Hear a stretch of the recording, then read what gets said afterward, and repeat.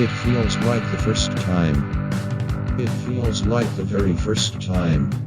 It feels like the first time. It feels like the very first time.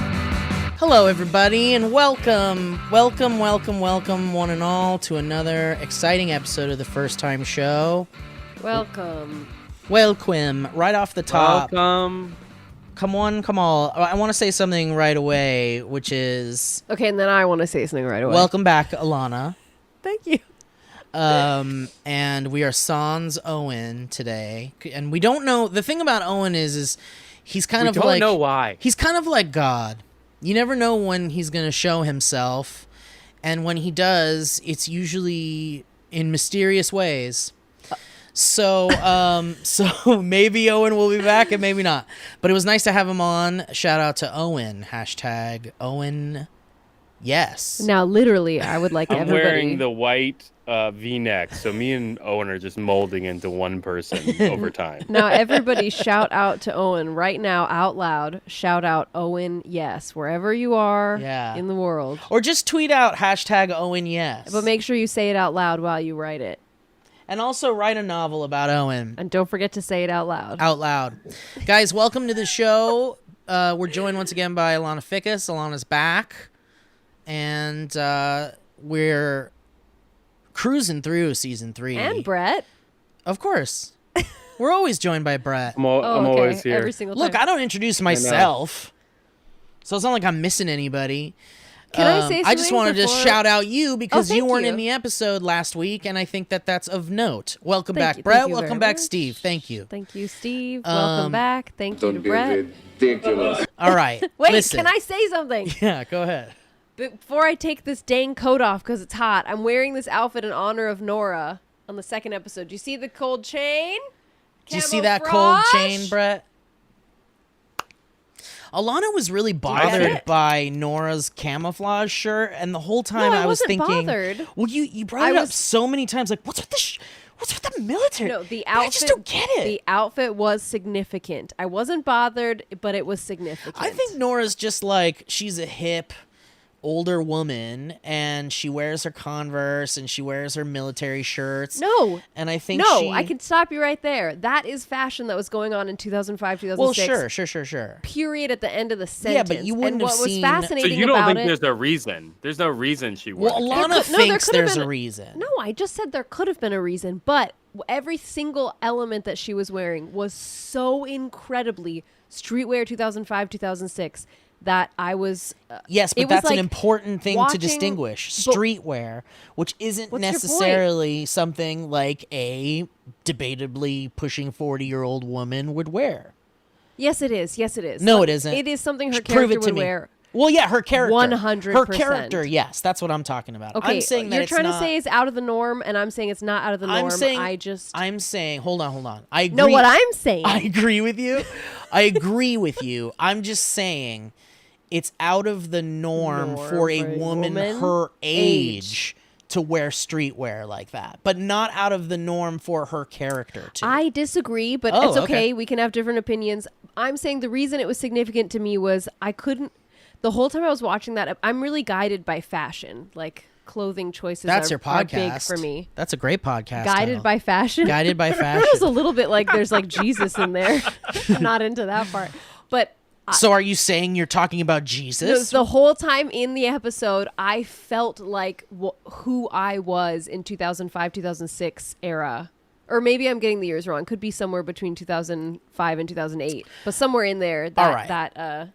And it was really weird. It was really weird to feel like my other version of myself watching this. Does that compute at all to anybody? Yes, because it's a huge experience to me. And that's why I kept commenting on it. Well, I think that's wonderful, and if you want to hold further analyses, hold my hand if you need to hold it. If you want to hold further analyses of this particular conversation, we should save it for when we get to that episode. Let's not gloss over the fact that... Let's not get too far away from Guided by Fashion. Yes. And let's not wear lip gloss, podcast name I've ever heard. But it wasn't popular in that We could time. rebrand. Yeah. Brett and I have ideas. Actually, can I just unofficially shout out, I am working on a podcast that has to do with fashion and movies. Yeah, we talked about no self-promotion. But Is that what it's we called? talked about But no now, self-promotion. well, now I'm like, I'm should gonna I have change to turn the your mic day? off. I'm sorry, I had to turn her off. No Guided by self-promotion. Fashion is good. Zoom, I'm turning Yeah. it up. Guided by Fashion, is that a better name than what I'm going for? I don't know. That does. It's what I don't know the other name, but yes. All right. Everybody, calm the fuck down. We're on season 3. Throw me some slabs of meat. I'm a puppy. Season 3, episode 3 and 4 is what we're covering this episode. The name of the first episode that we are covering. Wait, Brett just looks like you look like a cool modern popular vampire in your cave. You just keep walking back and forth.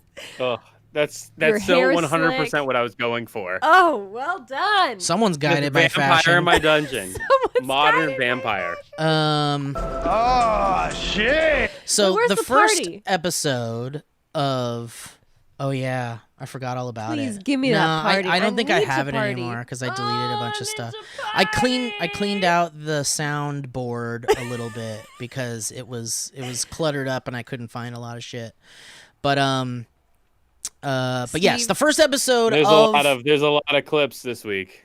and there's a lot of clips this week. And for the sake of Brett, who is a family man on the weekend, taking his time for us and this show, I'd like to not dilly-dally a little sorry, too let's much, so that we can, continue our weekend and all those perfect things. So let's jump right in. Season 3, episode 3 is called Crazy Whitefella Thinking. And Whitefella is one word, and I don't think that is a real word. I'm just going to say it. But it was directed by Mimi Leader, written by Damon Lindelof and Tom Speziali? Did I see that Mimi Leader got a producer credit at this point? Yes. Yeah, her name is seen multiple times in the opening credit. Yeah, Good for her. good for her. So we earned get it, I a think. largely Kevin Garvey Sr. centric episode. Yes, can I get the Kevin Garvey Sr. combo? But it's largely about Kevin Garvey Sr. in Australia and what he was doing there and what kind of mischief he was getting up to. And he seems to have gone full crazy again. Thoughts? You think? Well, I mean, what the fuck is he talking didn't about like- with this flood shit? Where the fuck is this flood shit coming from? We don't know yet. And what is wrong with him? And he really seems okay. Okay. It seems connected because he was like, I started listening to what the voices were telling me. And by the way, we learned that the voices appeared for the first time to him as a result of the departure, which I think is the first time that's confirmed, right? Yes. Because for all we knew, And there's just a fascinating. hereditary thing in their family, and they, maybe there's a mental disorder or something, bipolar or whatever it is. But no, I think it's now confirmed that it seems like the voices that he's hearing are a direct result of the departure. What are your thoughts on that? Yeah, I think Yep. that was a surprise to me. Yeah. So I assumed it was the first time we'd heard it.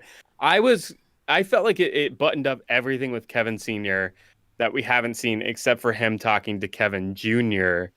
in the hotel. And then the question is, did that really happen? I think it happened when he was Yeah. on that drug trip and he doesn't remember it. God's tongue. I think to me, it's obvious it was during that drug trip when he's like, I don't remember what happened during this time. Yeah, and I think But you don't think Kevin could have just imagined that in his I think Well, Lindelof wants us to believe afterlife that. experience? I think what they're setting up is Kevin Sr. is like, I took God's tongue and then I was out for 7 days or something? I took your Is that tongue, what he said? God.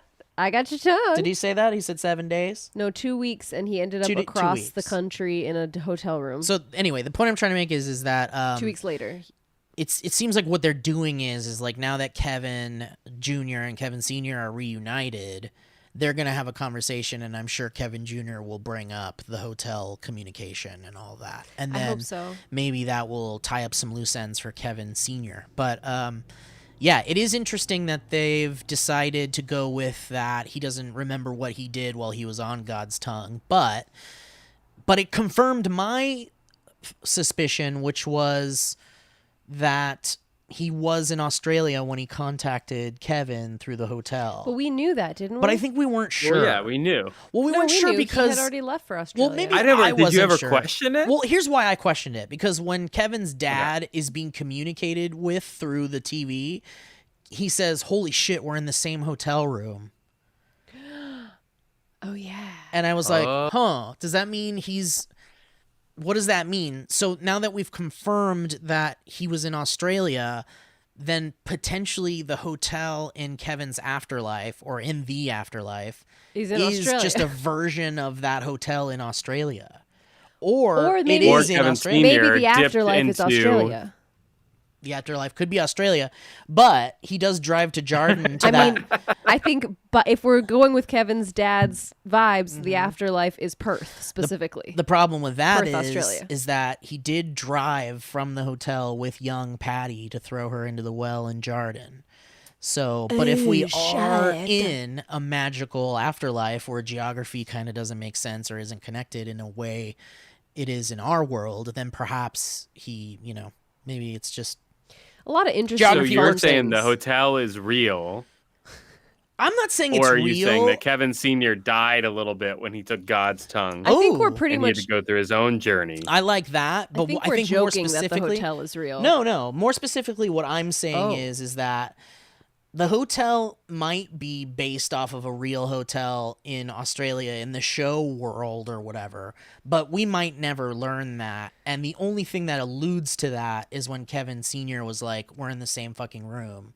So I don't know. I don't know if that's ever going to happen, if that's ever going to be connected again, because that was a season ago, and I'm sure they're not really worried about things like that. But I think they probably are. But regardless, I hear you. I think to move forward, we've got confirmation that he was in Australia, and potentially the hotel is similar to an Australian one. I don't know. Who knows? But we did get a lot of interesting information, like Kevin Sr. seems to be trying to collect a song from Aboriginal natives of Australia that when I didn't understand how many songs. it seems like It felt like he was saying that. Yeah, it felt like he was. He said it was the last song to collect. yeah, he But was. I didn't get any perspective into how many songs Well, the it's- map, when he you had see already the map. collected. It looked like there was like 8 or something. Oh no, or it looked to 7 me or like there something. were like 20. Oh, maybe. maybe 15. And he's going from, it's like this jaggedy line, and each dot the song line or whatever you song call it. line, and each dot marks where a different tribe is, and each tribe sings a particular Like their own unique. chant, and Song, those yeah. and those chants come together and create one elaborate song. And But that's why they also- call it the song line. I think that's probably a real thing. I would Google it, I'm but sure it is. I would be pretty likely that's real. And it also seems like each song does something kind of different. Yeah. Like and But like each tribe has a thing they'd kind of focus more on, I think, culturally probably too. but this Christmas guy, what's his name? Chris? Christmas, his name is Chris. Yeah, but they called him something Christmas. Like his name, What? right? Wasn't it? No, they did not. Yeah. His last name was like No, it was an English word like story or cloud or something. I It was like Christian Winter or something like that. I thought it It was was Chris. Christmas. It was just Chris. Wait. Maybe his Well, last he name said his started name with a was mass. Chris. He was calling him Christopher. Oh, could Christopher be? Sunday. Sunday. That's it. Sunday. Christopher Christmas. And was that Columbus. who the guy standing on the pole in or the I don't know. Wait, The what? tower- column the in tower guy? Jordan sent the Is that who he sent the letter to? No. He sent the letter to David Burton. The guy who came back from the Well, hotel. it would have been more interesting. Yeah. But it if seems he sent it to like Sunday. this guy, Christopher Sunday, Chris, it seems like his whole thing is that his song brings the rain, right? It's a rain song. Yeah. Mm-hmm. And Kevin Sr. thinks that if he collects all these songs and then combines them, then he can sing some sort of spell that could keep the flood away or something, it seems like. Save the Which world. is interesting because Kevin Jr. had to sing to get back to Yeah. Oh, reality. that's Yeah. interesting. Last That's why I season. fucking didn't love think this about show. that. All these weird things are connected in some weird thematic way that won't make sense until it's all done, I feel Yeah. like. and But- then it probably still won't make and sense. probably still a good won't make amount. sense. Yeah. But What do you guys think about this episode? I loved it. It seemed like we were in a little short film story about this like wandering crazy old man that may or may not have the way to save the world. About 2/3 of the way through, I got really upset about it, and I was like, "I hate this. Stop." Well, because Alana, and then it got better, so I was like, "Okay, fine." Alana gets upset when she sees had a little people bit of a Matt struggling vibe. a lot. Yes, I kept saying this is like, "Oh, great, we have a Matt 1.0," because in my opinion, it wasn't quite as bad as Matt's, but it was still at a certain point. I was not happy. And also for I loved this episode, but I was disappointed by it at the same time. Oh, really? I didn't like the explanation that the woman found the one piece of the new Bible, and I don't know. When we first saw that, I was excited that the Bible, the sequel, had gotten out and people were into. I didn't like that it was just the one page. Oh, I see. Kind of disappointed. Okay. Yeah. Yeah. I feel that. But you know what's interesting about it is, and I think maybe there's like a bit of a confusion about that one page, but it seems like that woman, before she discovered the page, she went to look for this Kevin person, right? Or is it supposed to be that because Kevin Sr. got there, she went found through the his page, stuff? and it said it was a chief of police named Kevin, and she was saying, what were the chances that right down the street 10 there's kilometers. a chief of police named Kevin? Okay. Got it. Okay, so you like you were disappointed that the book hadn't gotten out and people were already like following the book. Yeah. I thought we were going to jump ahead, but then we also get that woman is in the first episode, right, with Nora? Yeah. Wait, I don't know about with Nora. Which is clearly in the future. Yeah, old Nora. Yeah. I don't know if it's her though. Is it her? I know so. there is an older woman with like weird old Nora, whether that's a flash forward or some weird alternate dimension or something, whatever that is. We're not going to go back and check. It's not that kind of We won't go back and check, but Yeah. I guess I can understand your disappointment in discovering that it seems isolated to just kind of like discovering Kevin Sr.'s piece of paper. I thought her story was great and tragic and horrible. Yeah, but, agreed. Oh, absolutely horrible. Oh. And you can feel the gears working in the writer's room with that idea of like, okay, well, who haven't we like explored yet in this world? Like which psychology, what kind of turmoil have we not really explored yet in a post 2% of the world disappearing story?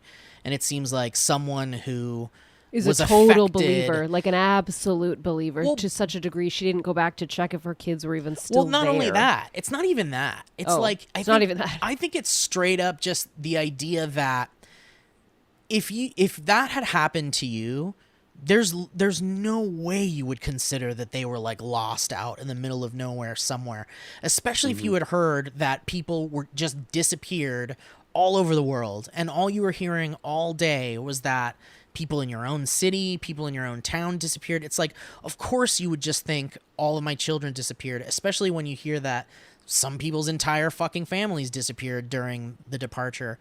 To me, it feels like what they're exploring here is a storyline from a mother's perspective, and also like an incredibly good Samaritan type character. Yeah. Someone who adopted all of these like Aboriginal children and all of these like, just these orphans, it seems. This kind of like selfless saint-like kind of person, and seeing her, that a type of character like that suffer from the result of the departure in a way that like we hadn't seen in the show before. Yeah. And on top of that, it's a really sad story, very Lindelof. And on top of that, we seem to be exploring the perspective of one of these like crazy religions starting. So like one of these Wait, what do you mean? Well, because we're seeing this Book of Kevin thing kind of like spread like right from the source, and it's kind of interesting because it's like this David Burton guy that they explored the concept of in the last season, that all these people were worshiping this guy that just kind of came back from the dead. They kind of alluded to the idea that like people they so want an answer to this fucking departure that literally any magical thing that could possibly happen is a new religion to them. Well, yeah, that's and like the fact season that 1, we're- episode 1 shit with all the Totally. cults. Like, but the of fact course. that we're seeing it, the fact that we're seeing the spark From the seed. and how it spreads and Yeah. how other people are like getting into it is Mm-hmm. a really interesting new exploration of like a post-apocalyptic world, which I'm really enjoying so far. Sure. I want to talk more about the Kevin Sr. in that episode for a second. Sure. I mean, he is acting very crazy. That's what I'm and saying. I think he's up. It's hard to he's up even like 11. him in a lot of his crazy antics. We were like, man, Oh, I like kind of it. hate I like what you're doing. Well, he's just being a dick all over So the you place. think he's an unlikable character? at Well, this I point? think he's pushing. he hasn't done much to earn our love. I'm still with him because I think there might be a reason behind his madness, but he's like really pushing it, and he's not giving us a lot of potential ends that feel like they would justify the means that he's creating. Like, I think his character's I agree with purpose- that. I totally agree with it, but I also feel like what they're doing with his character is potentially more Kevin Jr. centric, which is the idea that okay, so at the end of season 2, we came to a conclusion that it's very possible that all this like otherworldly magical shit happening to Kevin actually is happening. right? And so once you discover that in your head, you go back through the show and you're like, okay, what else was something that I wrote off as like not real, that now that all of this shit that's happening to Kevin seems fucking very real, what else could be real? Okay, well, Kevin's dad hearing voices and shit is probably real, right? Yeah. So I think what's happening now is they put Kevin Sr.'s crazy at 11 so that you could really worry about Kevin again. Because in seeing his dad seemingly get better by finally listening to what the voices are telling him, and for the audience thinking that's the answer to like surviving this insanity of seeing dead people is just to kind of listen to them and or go into the afterlife and battle them so they can finally leave you. Well, they left him. But He hadn't heard him since he got to Australia. well, what I'm saying is like I think that they're intensifying Kevin Sr.'s craziness so that you can worry about Kevin's craziness, because Kevin seeing Evie Yeah. was like bonkers. Oh, that was fantastic. it was, but it was so done well. let's one episode at a Sorry. time. But I think that's, just to simplify, I think that's the answer to Kevin Sr.'s craziness. I think it's like now we're at a place in this season where it's like, okay, well, is it real or is it actually just people going crazy? And I think it's like, Well, you can't I think I said tell. this last week, but it's like we're full Lindelof now. Yes. This what's happening now is totally believable. That everything Kevin is saying could be true. That he has Right. to sing to save the world from the flood. I think the first season this would have been easily dismissed by us, by the audience, just the tone of the show. And I think the second season has taken us full circle into like crazy town a little bit, where Yeah. everything's possible. Yes. Full Lindell. Brett, Full Lindell. any other thoughts? Wait, I have another. Oh yeah, still, yeah. too. Go ahead. Sorry. I want to talk about him pulling that page out of the new Bible. What do you call it? The Book of Kevin. The Book of Kevin. Before The reading. goddamn sequel. He The yanked Bible out too. that page to wrap the money in before he read I it. know, that's interesting. He didn't know that he didn't like it. I mean, first of all, I was pissed watching just that hated happen. everything. I was just like, "What the fuck? You haven't read this shit yet? You don't know what that's written on that page?" I was pissed. Yeah. Well, But then he hates seemed it to anyway, and you're hate like, everything. "Well, were you gonna hate it anyway?" And then the second part, my like side note onto that is, what is his deal with like needing attention and being like, "This isn't about my son, it's about me. You missed everything. I'm fucking bonkers. I'm the guy. I'm the new Jesus. Fuck my son. Look well, at it's me." interesting because it seems like Kevin Sr. is finally getting validation from Matt and John and Michael. Or maybe Who- thought he was who's the- starting to and then isn't, because it's about his son. Well, sure, but the validation he received initially from Matt, and now that like about his voices and the journey and the mission and going to Australia, like all of that seems to be validated in his friendships and his family. So I think that intensifies his importance in this discovery that Kevin is like and the way he treats potentially Matt, a messiah. Yeah, well, I mean, the way he treats Matt in regard to all this, like that, those are the things where I'm saying his character's becoming, it's like less and less like, what are the ends though? Because your means are becoming real mean. Yeah, I think, again, in regards to all of that, I think they're just intensifying Kevin Sr. so that you're like, I hear you, well, but I fuck, don't know is if he I crazy feel the now? same Who way. knows? Because, yeah. I hear the potential there. Yeah, I don't know if No. I haven't decided yet if I feel that way. Well, I want to read... Wait, Brett, do you have a thought on those? The book I mean, ripping just and in all as that? much as like, I definitely think anything's possible. I'm more inclined to believe it at this point in the show that there's at least something. But Kevin Jr. singing in the afterlife to come back doesn't feel like an accident. So it's like, does Kevin Sr. think he needs to sing, but it's actually his son? Like Jesus is God's son, So are we talking about Kevin Jr. being Jesus? Or is it all like the Antichrist and they'll bring about the end of the world? Yeah, because they could be going about it all wrong and doing the evil stuff. We also haven't mentioned that the dad saw the adopted kids grown up. Oh, yeah, that was really interesting. K Jr. It was almost like... K Sr., I mean. It was almost like Kevin Sr. went to an afterlife. He like went to a different dimension for Or a he second. went to like came wherever. back. Yeah. But what did you think about Yeah. that, Brett? Seeing all the kids grown up, like building like a boat and shit. Again, it's like I'm here for that ride. I just don't know. The problem with the show right now is I know we're running out of episodes and it's hard to find like a point of focus Yeah, true. where it's like, what am I supposed to be paying attention to right now? And I'm almost like got my guard up for anything that's outside where it's like, okay, well, they're building an ark. Sure. For the flood. And the kid, the Are they little boy's building name it- is Noah, the son. Matt and... Yeah. Mary. Yeah, their son is Noah. Anyway, go ahead. But what I was going to say is like, overall, I'm just confused why we're in Australia. Like, truthfully, I started thinking that through this episode. I'm like, why? What's the significance of Australia? And I'm wondering, because they keep referencing that it was the 15th and not the 14th. And that, I don't know, because the 7 years after is really interesting and the fact that's coming up. But ultimately, I'm like, I don't know. I found myself like not looking for answers, knowing that we only have a few episodes left. Yeah, like so you're just basking in it, letting it wash over me. And even the next episode, I was very like, okay, well, we'll see. 4 more episodes. Yeah. Well, what do you think is the deal with the 15th, not the 14th? What do you mean? I don't feel like they've Meaning emphasized that too much. They did What's bring it that? up. They brought it up. Yeah, because it literally is the 15th. I guess not they the just 14th I think they really want the audience to in like Australia.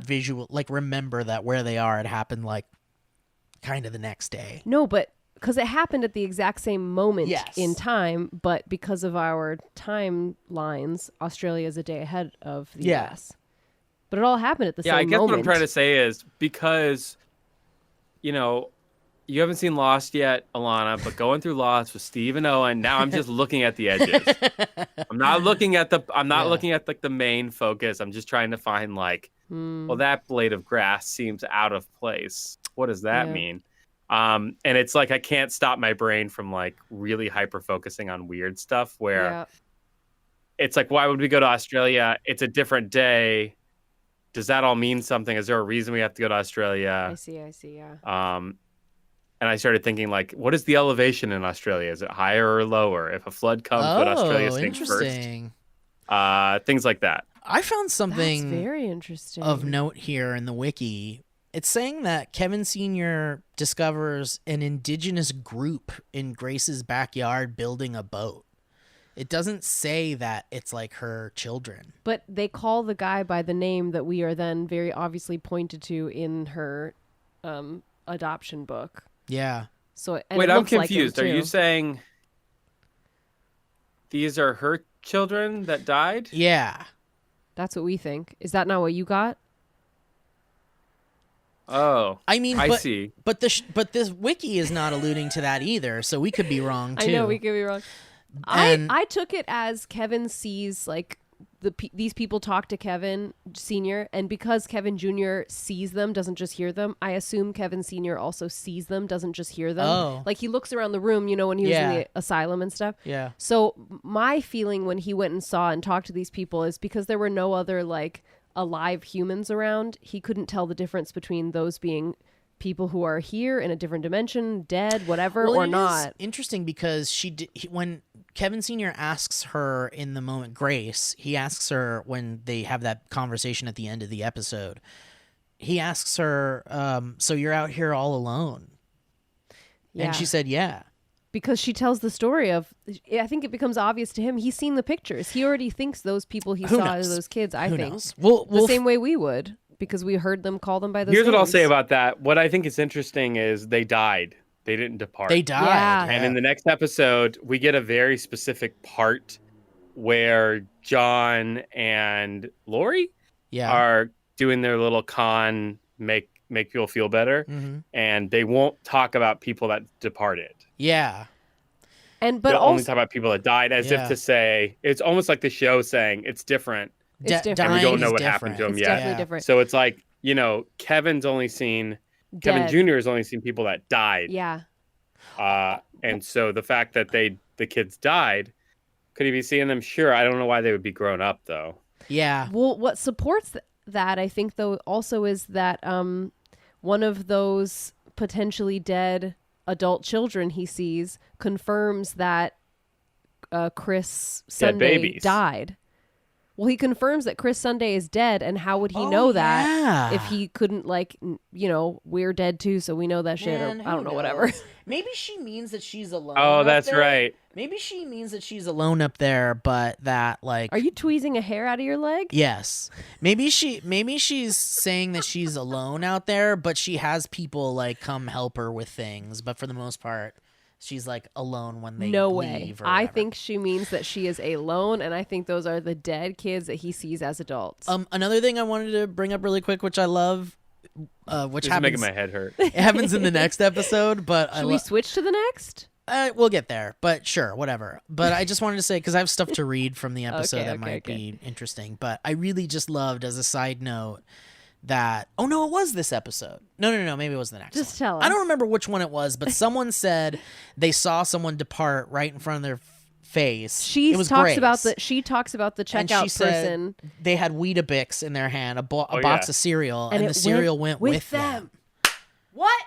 Which is crazy. So it's like, how the fuck do you think that's a rapture? That's not just if you could organic take cereal with materials. you. The box is not Yeah. all organic. I don't There's know. chemicals. But I love that. Wait, also we got to talk about Tony the chicken. I know. Well, I was There's actually going to so bring it up much here. in that episode. Jeeber. Well, I guess what this thing. Yeah, just read the What the thingy and wiki's we'll saying address here is that because Kevin Sr. sees this bush snake and calls it his totem. Yeah, because earlier he mentions that snakes are his totem. He says that earlier in the episode. Right. And I think that is connected to that whole thing where this Tony the chicken kind of like dictated his like destiny, his Who mission. the fuck chose to name it Tony? I know. I love it. I love it because I wish we got a think- clip where somebody like, well, I asked Tony the Well, chicken. Here's what I think. I think we're seeing a lot. We're obviously seeing satirical things happen here because we had the Perfect Strangers theme open the last episode, and we had the fucking guy from Perfect. We haven't Perfect talked about Strangers. the opening theme is different now in every episode. I know, and that I love it. Was that Richard Cheese? At the Yeah, beginning of this yeah, it was. one? Wow. I know. And Wow. and so what I think is we're seeing like Lindelof playing around. We're seeing the showrunners and the show people playing around with the The show convention people. of television and the convention of telling a dramatic story, and and I love it. they're really just experimenting with shit in television, which is wonderful. And I think in line with that is the idea that there's satirical things happening in the show too, like things like Tony the fucking chicken. It's like you have this incredibly serious, heartfelt, like pouring out soul, Bless you you. know, soul bleeding conversation about fucking Tony the chicken. And it's like in this show, it means so much to this character, and it was like the start of his journey. But I love that, like when you step back from that, you see that like they could just be fucking with us in the writer's room and being like, religions and belief and miracles and all of these weird things that are unexplainable in our life have been defined by so many different people as meaningful things, like seeing a fucking chicken that supposedly can tell the future or whatever. And I think that these things are very real, but they're also ridiculous at the same time. Yeah. And I think And we're not playing I with feel real. like the chicken stayed within the bird theme. That's true. I guess that's true. Not only did it stay within the bird and animal theme throughout the entire fucking show, I think that there's a sense of them kind of just fucking with us and being like, look, religions and beliefs and all these things have started with even crazier concepts.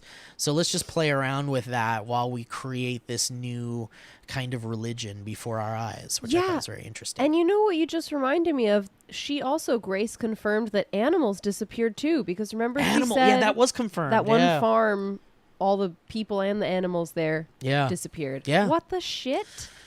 Obviously, Tony's parents disappeared. Yeah. So, we also got to see just like a little bit of Kevin Sr.'s perspective of the departure like 7 years ago with all the people running around in the streets and him just standing in the street. Yeah. I thought that was really interesting and cool to see. You want to talk about Kevin falling off the roof? Killing Chris? I was like, his hip is broken. That man is too old. Yep. But I was like, oh no, he broke Chris Sunday. Christopher Sunday. It just is there's so much in this episode from a very serious show, and then it became like a fucking Abbott and Costello cartoon. Yeah. I know, I love it. I was There really were parts of it. Go ahead. And then the guy, we got to talk about the guy who lights himself on fire because he answered Yeah. the question wrong. And then later Nora answers it the opposite, and it's still wrong. She answers it right, and it's still wrong. Yeah, because it might have more to do with how much you struggle with the question and how many questions you have, rather than There's a like million answering things, it right yeah. away. But who knows? But I wanted to read some of these. Well, would you? Would you kill the baby? I think so. I'm super unsatisfied with Christopher Sunday also. Like, to me, I don't think we're done with Christopher Sunday. I but hope- you Wait, know- are you a yes? I'm a hope yes. You're a Christopher yes. I'm a Sunday yes. comes back. What'd you say? What are you, Alana? I hope Christopher Sunday comes back as like one of his dead people talking to him, because if he doesn't, I'll be fucking livid. Okay, but what would you choose in that question?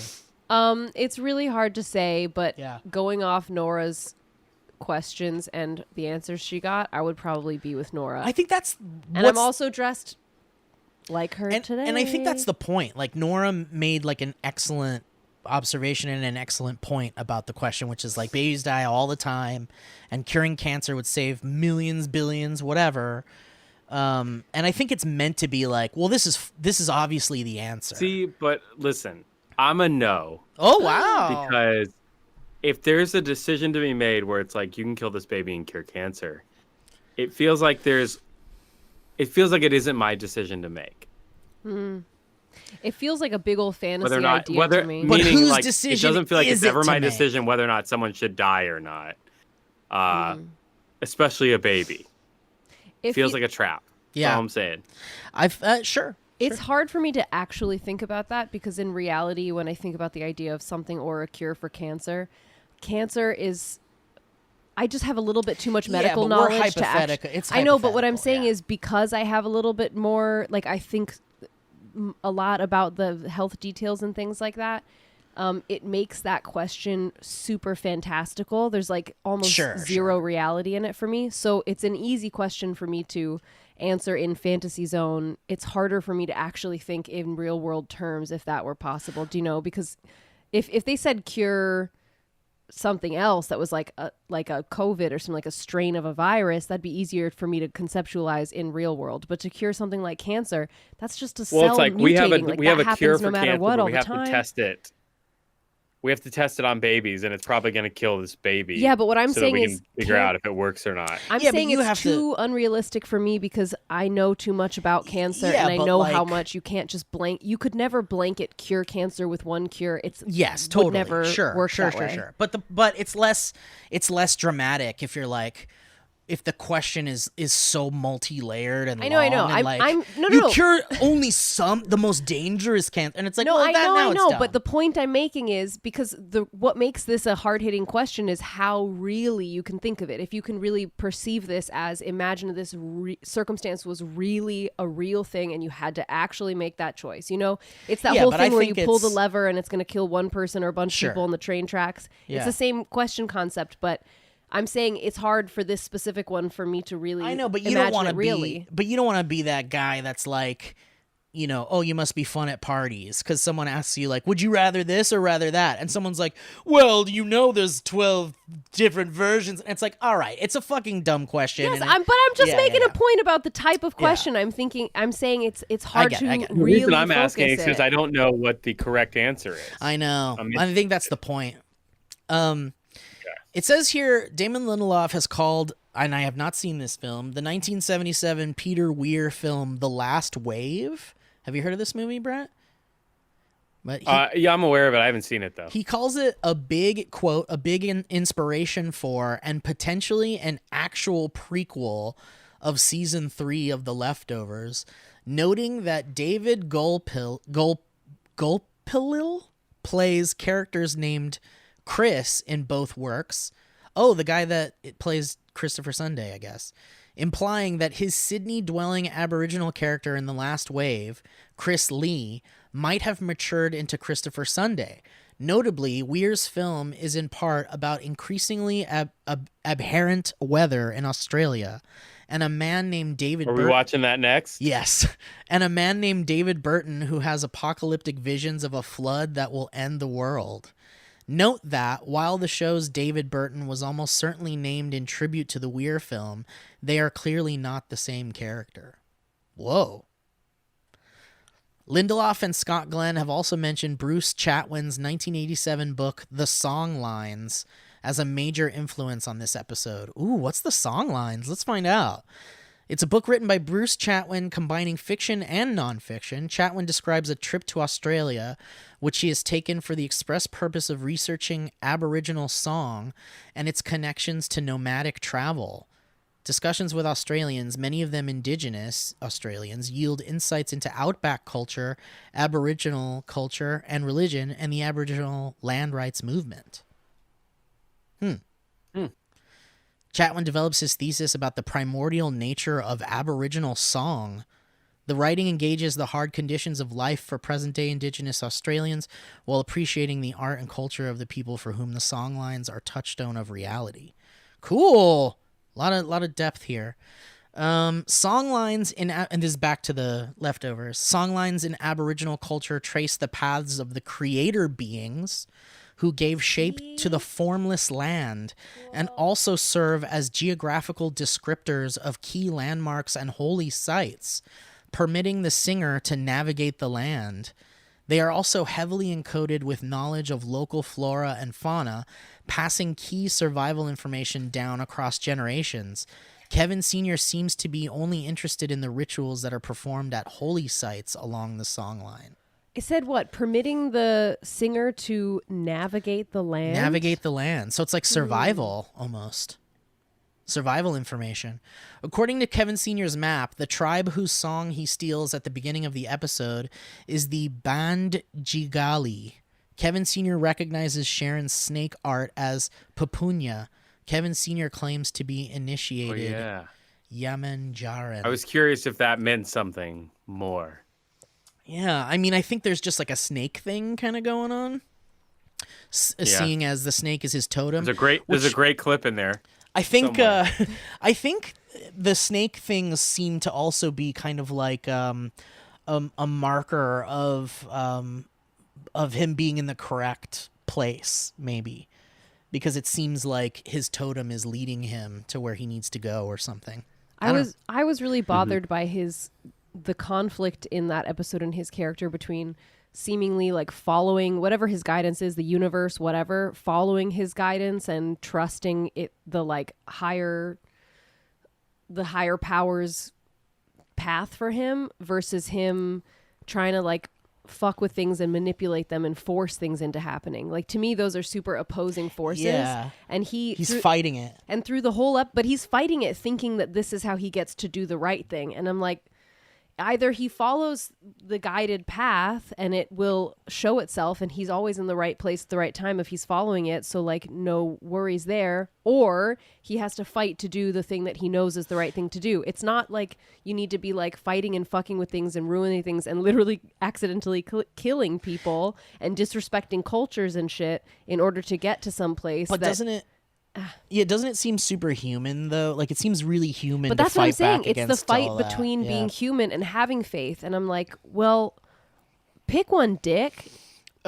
Here's one last kind of interesting thing. Maybe, I don't know if it's the last, because there's actually a lot. here His about name's this Kevin. episode. But it says, remember when Kevin Senior is listening to the Niagara tapes? Yes, and I have so many notes. And there's a moment when they're talking about some president being assassinated and things like that. Do you remember that, Brett? Assassination attempt that didn't work. Sorry. Do you remember, Brett? Yes. Does it ring a bell to you at all, Brett? What they were talking about? Ooh, interesting question. I thought they were talking. No. Like the Should conversation. it? Well, apparently they're talking about Taxi Driver, the movie, the Scorsese film. Really? Yeah, it says in the second excerpt from the Niagara 81 tape heard in the episode, Kevin At Senior. the very beginning. Yeah. I've never actually seen Kevin that. Senior and Junior discussed Travis Bickle, which is Robert De Niro's character in the film Taxi Driver, as well as John Hinckley Jr.'s real-life attempted assassination of U.S. President Ronald Reagan. Hinckley was partially inspired by Bickle's assassination attempt against presidential hopeful Senator Palantine in Scorsese's film. Note the similarity between Travis Bickle's plot in the film and the portion of International Assassin when Kevin Jr. likewise attempts to assassinate Senator Patty. It seems that the film's story continued to have a psychological impact on Kevin Jr. into adulthood. Whoa. He also talks about That's interesting. ducks It's and goose. been a long time since I've seen Same. Taxi Driver. Same. Kevin Senior alludes We'll to We'll do it after the last wave. yeah, we'll watch Last Wave and then we'll watch Taxi Driver. Kevin Senior alludes to the Stolen Generations, a period in Australian history from roughly 1905 to 1967, when various Australian federal and state agencies enacted broad legislation permitting the government to remove half-caste, which is mixed-race children, from their Aboriginal and Torres Strait Islander mothers in order to attempt to integrate them into white society. Oh, dope. The purported rationales included the hypothesis that Aboriginal peoples were dying out due to the reduction in their population after contact with whites, and the imperialist argument that the living circumstances in the indigenous culture were tantamount to neglect from which the children needed to be saved. As Sharon says in the episode, the Australian government did issue a formal apology for this treatment in 2008. Interesting. Learning a lot about Australia here. Yeah. Man. Let's see. The scene of the man self-immolating is an homage What to is very self-immolating? lighting yourself on fire. Is very similar to a scene in Nicholas Roeg's 1971 film Walkabout, even using the same type of car. Lindelof wanted to even use the same song as the film, which was Rod Stewart's Gasoline Alley, but the rights were too expensive. Wow. A lot of fucking around in this season, which I love so much. Yeah. Yeah. I love it. This episode... A lot of I like this. Let's do this. right. This is funny. Let's do this. Scott Glenn has called the script for this episode possibly the best script he has ever been given and one of the greatest gifts of his life. He's the guy that plays Kevin Sr. Whoa.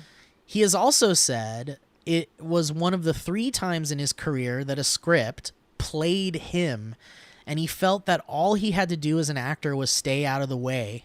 The other 2 instances being the film Urban Cowboy and the play Killer Joe. The latter was coincidentally written by Carrie Coon's husband, Tracy Letts. What? Before receiving the script, Glenn asked Lindelof how he could prepare, and Lindelof told him to read Bruce Chatwin's 1987 book, The Songlines, research the indigenous peoples of Australia, and buy a didgeridoo and learn to play it. Glenn has also credited Karen Pryor's Don't Shoot the Dog, a book on operant conditioning, which he happened to be reading at the time, as being very influential on his discovery of new ways to prepare himself for scenes. Upon arriving in Australia, Glenn trained with indigenous people, learning their songs and dances. Wow. Super cool. Before shooting the scene where Kevin Sr. performs the indigenous dance, the entire set, including the crew, had to go through a cleansing ceremony with chanting and smoke. Scott Glenn says that when director Mimi Leader asked him what she could do to help him film the scene where he would be mostly naked and dancing, he jokingly requested a bottle of Don Julio 42, which Leader duly obtained. All right. How about when the actual indigenous tribe did the song at the beginning? Yeah. And it was filmed. I don't know. I immediately thought of the difficulty and complication of shooting that, communicating that, capturing that correctly. Thought that was really interesting. Yeah. Yeah, really cool stuff. And also, like, you don't really get to explore Australia and Aboriginal cultures in, like, television, really, as far as I know. Not from the U.S. Not from the certainly. U.S. So We have such a physical distance, too. I think that's part of it. Yeah, it's so foreign to Americans, but it's... Getting to Australia is like 22 hours Yeah, right. from California. Well, even in the show, they were like, it's a long flight. It's physically far. And I feel like it's so stupid, but I think America really distances culture based on their distances. I know we're spending a lot of time on this episode, but this one's has more to talk actually about, I kinda think, has- than the other one. And it also has some interesting stuff from Damon Lindelof also here, really quick. It says, Damon Lindelof has said that since 2% of the world's population disappeared in The Departure, he is comfortable with 2% of the world of the show being supernatural. And he has said he knows what the 2% is in his own interpretation, while acknowledging that Tom Perrotta and other writers might feel differently. Despite that approach, the show has generally also striven to always leave open a real-world interpretation of each seemingly supernatural event, letting each audience member decide what, if any, events are supernatural, magical, religious, outside of The Departure itself. This episode seems to contain the one instance of an impossible to contradict supernatural event. Do you guys know what it is? Is it seeing the kids? It's Is it? Kevin Sr. inadvertently reveals that Kevin Jr.'s vision of Sr. in International Assassin reflected very specific details that Jr. had no way of knowing about the name of the drug, the hotel room in Perth, Right. the burning mattress, and the war paint. Lindelof has stated that he believes Kevin Sr. had accessed the dream time in that moment, with Kevin Jr. either also being in the dream time or merely receiving transmissions from it. Yep. However, Lindelof seems to treat the dream time as something neither supernatural nor psychological, noting that Aboriginals consider it a tangible place. Wow. There's a loose definition of tangible there, I would think, but I'm in. Yeah. Yeah, that's interesting. I wish there was more. I wish the percentage was higher. Me too. I know. 2%. I'm Of like, supernatural But 2%, stuff. but 2% ain't shit. 2% is It just makes me enough. worried that everyone's gonna be crazy and we're not gonna get a lot of good How answers. about some half and half, y'all? The How about some regular milk? the producers had hoped to Full build fat. The producers had hoped to build Grace's ranch at Hanging Rock, the location most famous for the disappearance of several girls in the novel Picnic at Hanging Rock and Peter Weir's 1975 film adaptation. Guess we got another movie to watch, which was a In major... the Amazon Prime series. That one's on HBO. And it's on HBO Max, too, in the HBO Turner section. Yeah. Max. Which was a major influence on Wait, season... what? Picnic at Hanging Rock? Yeah. I thought that was a Prime series, no? Well, no, the movie. The OG movie. We're talking about the movie. Oh, yeah. Okay. Which was a major influence on season 2 of The Leftovers. The cost ended up being prohibitive, and the house was instead built in Yu Yang's regional park. Okay. That's what I call my course it regional was. park. In the book, Kevin Jr.'s mother is deceased, but her fate is never directly elaborated upon. The book merely says that both Kevin's parents are gone and that he inherited the family business about 16 years before the start of the book, presumably placing both his parents' deaths before that. Whose parents? Kevin's. And Senior. Kevin Sr. Kevin Sr. And Kevin Jr.'s mom is dead, which was Kevin Sr.'s wife. Yeah, which they talked Crancer. about. All right. Well, that's super interesting. Let's see what happens in the emails. You know, maybe we missed some shit. Do you want to talk about the next ep? Yeah, that's what I'm saying. Okay. All right. Next episode is called Good Day Melbourne. Wait, before we do that, can I just say my themes? Oh, sure. My themes for episode 3 are purpose, the idea of charting your own course and being tested, and what faith can do to you, like how faith can like completely break you and kill you or not. Those are my themes. Great. Love it. Good day, Melbourne. It really seems like, again, there's nothing here about this episode. Really? Nice work, Lost Leftoverspedia. There's really nothing to say. I mean, you know. I know this. What a throwaway episode this was. But we see Evie, and we get Kevin in a hotel again. Which, did you guys notice that anytime they were in the hotel room, there was like opera music playing? Yes. And there was also opera music playing when he was like dead in the Yes. hotel. That's really interesting. Yes. I thought the same thing. It's hotel music, guys. Just, What's going on with Nora, you guys? She's like really losing it. She's no, she bought in. yeah. And she's I think that she doesn't. She thought that things would go back to normal with Kevin and the new baby, and then the new baby was taken away from her. And she's like, fuck this life. I will get evaporated by radiation if there's a 0.001% chance I'll see my kids again. Do you think she was going to go through so with yeah, it? I think she was like, I don't care if I die. Like, I'm happy to die, but this is also something that I'm willing to give the possibility to. Yeah. And my thought is, what to answer your question too, Alana, and to piggyback off what you're saying, Brett, is I think that her interest was piqued, and I think she was using the fact that she works at the departure or sudden departure's place as like the bigger push for her to go investigate it. I think that was her excuse for why she would allow herself to do it. Yeah, oh yeah. I think she was definitely lying to Kevin about doing a sting operation or whatever. And I think that maybe when she was there, she was really like acting like she was going to bust them. And I think that when they denied her is then when she was like, what? Now I'm being challenged? Oh, fuck them. I'm going to fucking do this thing. And I think now she, like, nothing will stop her. Like, her mission now is to do it. And I think before it was like wavering on like potential. And now that she's being challenged. Interesting. I think she maybe didn't realize how much she was like betting on this being the end of her like struggle of having to deal with her life post the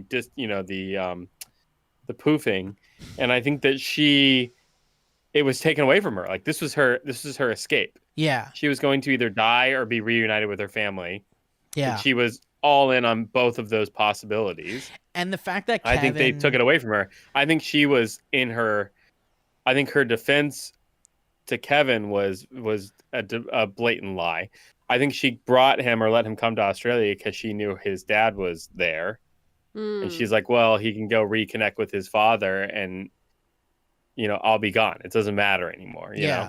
I think she brought him because she was hoping he'd stop her. Like how she mentions, why didn't he stop her from giving up the baby? I mean, that's interesting. And I think that's what stops her. That's where her question is about whether she's going to go through the thing and die when she's like unsure. Because I'm with you. I think she's unsure if she's going to do it or not. Initially, yeah. Yeah, and I think it's her toying between, I mean, obviously the Kevin life and her old life and the pain of it, and embracing being in this Kevin life that's like really fucked up and shit, and she doesn't have her kids and stuff like that, or letting everything go and just dying.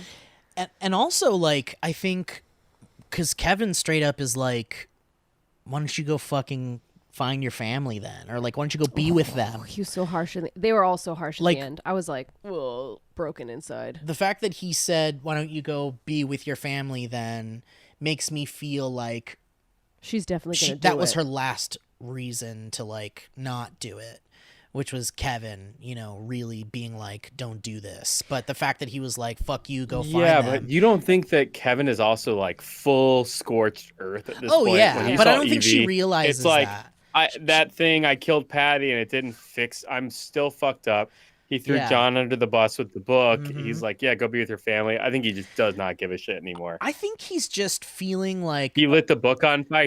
He lit the Bible on yeah, fire. yeah.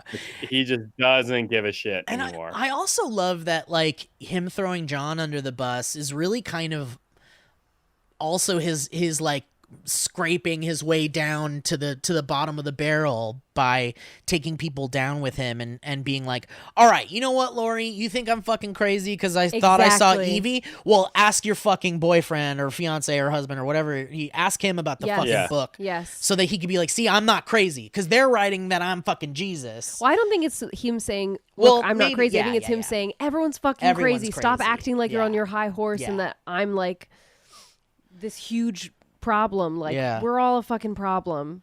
Yeah, and I think like Kevin's like in a place too where he's just kind of like nobody knows what Kevin's going through really other than Lori right now too. And she And I barely think- knows the tip. And he really nailed it too when he said to Nora that he was like, we don't fucking talk. We don't talk about this shit. Yep. And it's truly like they're off doing their own things and Well, it's not that they don't talk about it. He said, last time we talked about this, you left. Yeah, but Right. also he said they don't talk in general about stuff. And I think both are, I mean, obviously both are true. yeah, I think what we're seeing is like Yeah. a kind of like distant Nora and Kevin because they're now in the thick of like their own motivations and their own journeys or whatever, but they're just not like letting each other in on it because both of their explanations are pretty ridiculous. Like both of them are like going through some pretty ridiculous shit. Like Nora's like, I might get zapped in a radiation box because I think I might see my family. And Kevin's like, I just saw Evie and I might be Jesus. it's like I keep dying and Yeah. coming back to life. yeah, and I went to the afterlife and Multiple he didn't even, times. like they haven't even talked to her. He hasn't told her anything about that. Well, I feel like they only spoke in the beginning of Yeah, the relationship 'cause and he's then they were afraid just to. companions. Because he's afraid to, just like Nora's afraid to He's say, afraid to I want to leave. be Yeah, radiation. and that's why I think that he's like, fuck this, man. I don't Yeah, care. same with Do what Nora. you gotta do. The thing is they're I will both say- in very similar ridiculous places. They just need to talk it out and trust each other. But it's both so never gonna ridiculous happen. that the other person will be like, you want to fucking die? And the other girl's going to be like, and Nora's going to be like, you think you're Jesus? It's just never going to work. Yeah. Sadly, it seems like it's not gonna work. I found myself believing the doctors in the empty warehouse. I know. They seem really... I they just was seem- like, Oh, yeah, we got to find out who You that girl told me you were is. gonna- Yeah, sorry. I'll find out right now. I'm not allowed to Google things about the show, obvious Alana reasons. wants to know who the scientist girl was because she the recognized lead scientist her. girl. I know her from something so strong, and it bothered me the full episode. But you're right, Brett. I also kind of believe them because they seem the most legit of all. Well, you know- I just was like, yeah, that's like whatever they've figured out.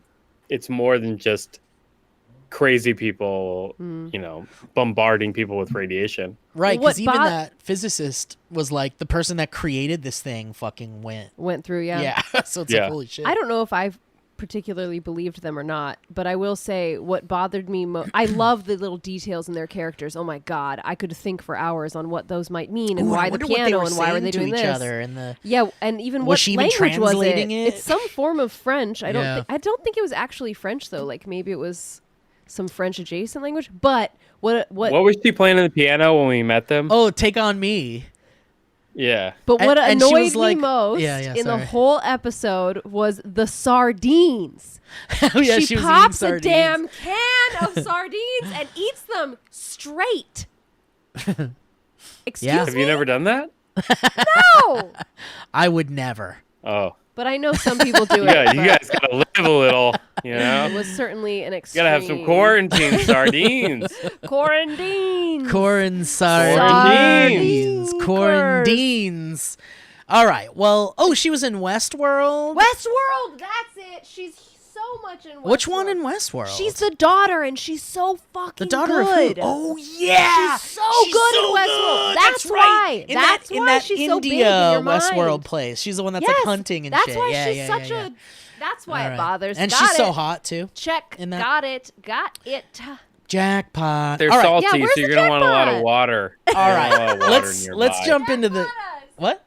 Oh, jackpot. You want a jackpot? Here. I want a jackpot, Jackpot. please. All right, let's jump into the fucking clips for God's sakes, because we talk so much. Actually, we're pretty good. We're doing all We right. didn't even talk about Muslim Evie, but whatever, it's fine. I know. Do it. Let's It's jump all into spoken clips. for. Let's just jump into clips, and then the And no emails arms. will kick us in. What are you holding, Brett? Oh, shit. We got Clips. here. Again, please. Did somebody Prayers say? are stupid. She was taking Yeah, that a was shit last on week. him. You missed it. Dude, I listened to all but 30 minutes because this podcast had to start recording, and I didn't have time to finish Those it. boots. All right. Those brutes. Kevin. I just wanted you to come get better with some great group therapy from my mommy. All right. Let's listen. Let's listen to these clips. Brett did a great job with clips. Here's You don't our- know that yet. Here's our friend. Well, you got a we have lot a of clips them, theme? so I think you did a great job. That was the clips theme. Oh, just that quickie boy? Yeah. Oh, Well, was there another one? You like? There's a used different to one. be. No, it's Quickie Boy. Oh, shit. Is it this one? You got yourself a fish biscuit. You got yourself a clips. Is that the one? Or is it I this don't know. one? We'll just play the Yeah, clips. there's the longer one. Is it that one? I can't tell if it's clips or emails. The clips? There, clips. Yes. Clips. Well, I played the new clips. Clips.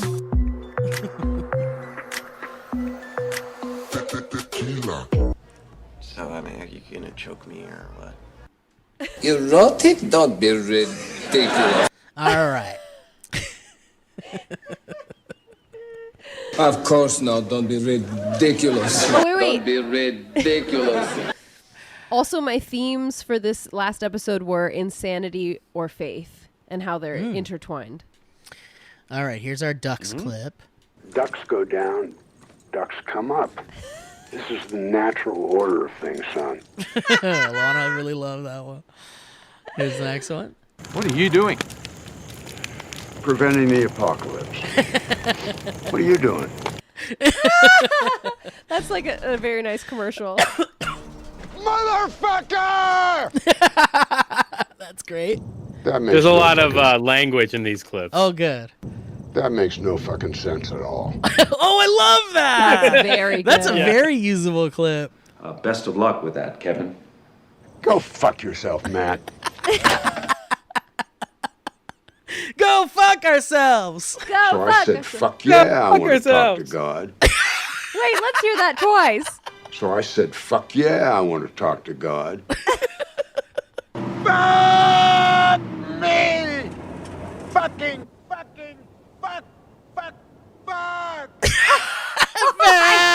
Where's the Ozymandias clip? Oh shit! Fuck, I don't have it anymore. Those would blend I nicely. need to eat you. I'm gonna need to eat you. I need to eat you. I need to eat you. Kevin, Yeah? go fuck yourself. Oh my god. Wow, people tell each other to go fuck themselves a lot in this This show has a favorite swear phrase. Oh man. Are you gonna follow me, Kevin? Yeah. Kevin is just a That puppy. makes no fucking sense at all. All right. Good clips, Brett. Good clips, love 'em. Brett. That's borderline Big clip, racist, guys. what that is. Okay. Let's jump into fucking emails, right?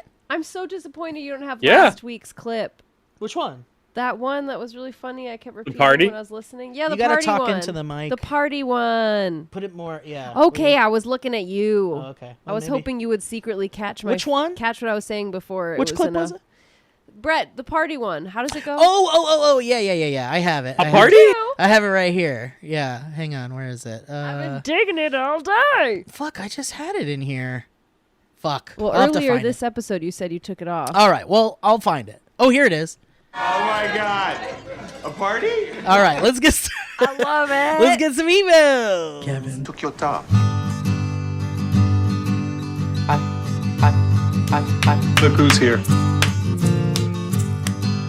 Fuck your daughter. Oh, that's nice. Oh, shit! Billy Ray. Officer Mustard Stain. Time for some emails. Don't be ridiculous. Will you just tell them?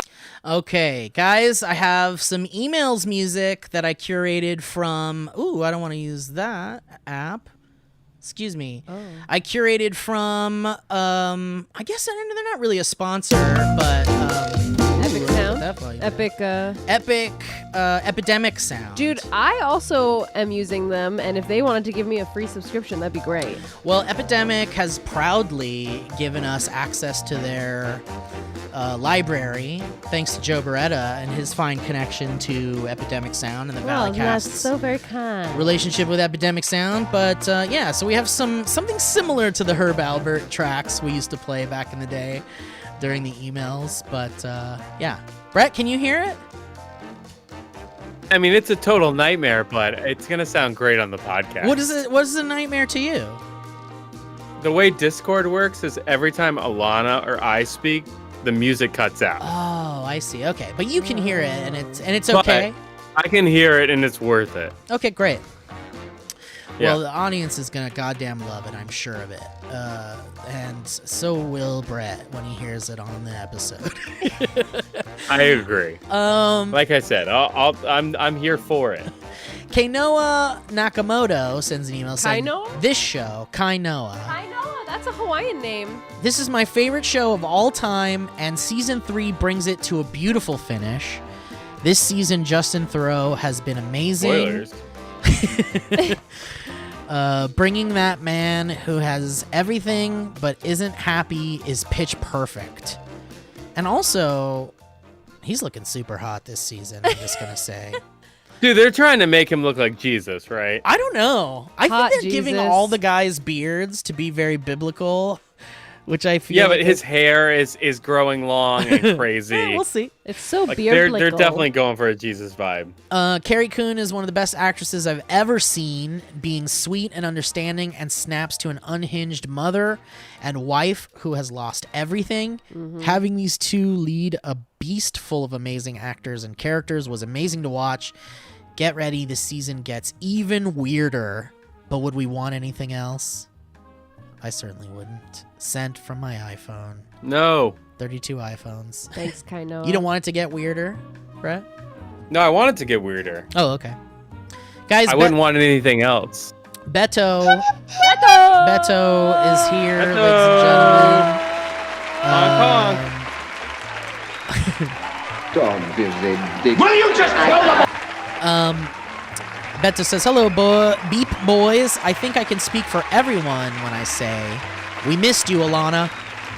Oh, thanks. There literally a butterfly went by the window as you said that, really close to us. Mustache Patty is cool, but he ain't no Alana. Mustache Patty. 303. Kevin Sr. did cultural appropriation before it was cool. I want to watch a whole season of everything Kevin Sr. told Chris Sunday with the whole acid trip and Tony the Chicken. Yeah, interesting, truly. Who's got... It's crazy to think that people are listening to this show that didn't listen to the Lost run and didn't know Owen. He probably seems like he came out of nowhere. Yeah, who the fuck is this guy? I've never seen him in anything. I didn't think about that. That's so funny. Who's got the best fuck segment? Kevin Sr. or Ozymandias? I mean, we got them both. We'll compare and contrast next week. I will have to say Ozymandias, but I say Kevin Sr. That's me.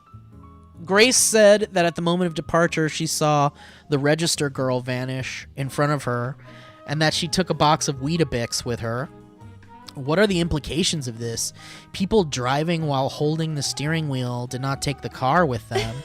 They did take their clothes and shit. What do you guys think? I don't know. We talked about it, but it's super fascinating to me. Yeah. Shocker. The register girl is what people call my wife. Here comes the register girl. The register girl is coming. 304. Are you going to follow me? Yeah. I don't know what you guys were talking about the last episode. This is a healthy relationship if I ever saw one. So the guy that burned himself said that he would not kill the baby in order to cure cancer. So is not the answer that counts, but probably the way you answer it? Yeah, that's what we were that's saying. our guess. Guys, I'm very sorry, but I will have to disrespect the format for the next episode. Don't do it. I'm doing a pilgrimage type deal, walking over 100 miles in a week from France to Spain. I don't think I'll be able to watch much on the way. I'll prepare the email for the Download next it onto your episode iPhone. Wait, please. this week, waiting for the final 2 episodes, or 2 weeks will be hard, but I will not disrespect the format any further. Keep clean until then. Don Beto. Wait, Beto, please write to us about this pilgrimage. Yeah, tell us more. And also, the name of it, because a friend of mine did a pilgrimage in that same area, and I think this is the famous one, but I don't Is it a remember the name. walkabout? I can't think of the name of it. There's a name. It's like you must be lost. Maggie Pfaff sends us an email. Very good, Brett. Very good, Brett. Hey, boys and girl. It's me, Maggie Pfaff. Pronounced like Paff. That's right. I'll never remember. Fuck you. You're not O'Sheen. I've been loving the addition of Owen again. Yeah, and just like that, he's departed. Here are some of my very random thoughts. He disappeared before our eyes. Yeah, he took a box of cigarettes with him. Here are some of my very random thoughts from the episode. Crazy white fella thinking, this is a little cultural appropriation-y for me. Okay. I ship Sharon and Kevin trying to Sr. save the world. Yeah. Wait, she ships Sharon? Who's Sharon? Are we talking Is about... Sharon the name of the actress? I hope Sharon's not... Is Sharon Grace? Her name's Grace. Yeah. I don't know. Is Unless her Sharon name the isn't one Grace. that had to go with him? I think she messed Yeah, up. that's she Grace. means The woman that painted the snake.